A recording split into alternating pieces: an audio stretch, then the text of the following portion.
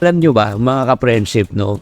Ang tanong, bakit kaya hindi supportive ang mga tao sa ating mga ideas? Sa totoo lang, ito po ang mga malalapit sa atin po ang pwedeng manakit sa atin. Do you agree? Alam mo, ang mga malalapit po sa atin, minsan kasi kakilala na po tayo, marami na tayong mga kapalpakan siguro, maling desisyon na gawa sa buhay, kaya minsan hindi na sila naniniwala sa atin. Imbis na sila pang sumuporta sa atin, sila pa ang humihila sa atin pababa. Nakaka-relate pa kayo? Kung nakaka-relate kayo, type relate sa comment section. Sila yung unang nakakita ng ating pagkabigo, hindi natupad na pangako. Sabi nga ng mentor ko, kung gusto mong magtagumpay, kailangan mo sanayin ang sarili mo na maging matigas ang ulo pagdating sa mga taong nagnenega po sa inyo. Kaya huwag kayong maniwala, huwag kayong susuko. Bakit? Dahil ang mga plano natin sa buhay ay madalas hindi agad nagtatagumpay. May trial and error yan diba? Kaya hindi mo pwedeng asahan na makita mo agad na magiging successful ka agad. Ito ang aking filosofiya. Hindi mo kailangan mag-adjust sa mga taong nega para ikaw ay magtagumpay. Ipaglaban mo kung ano ang pangarap mo at manindigan ka.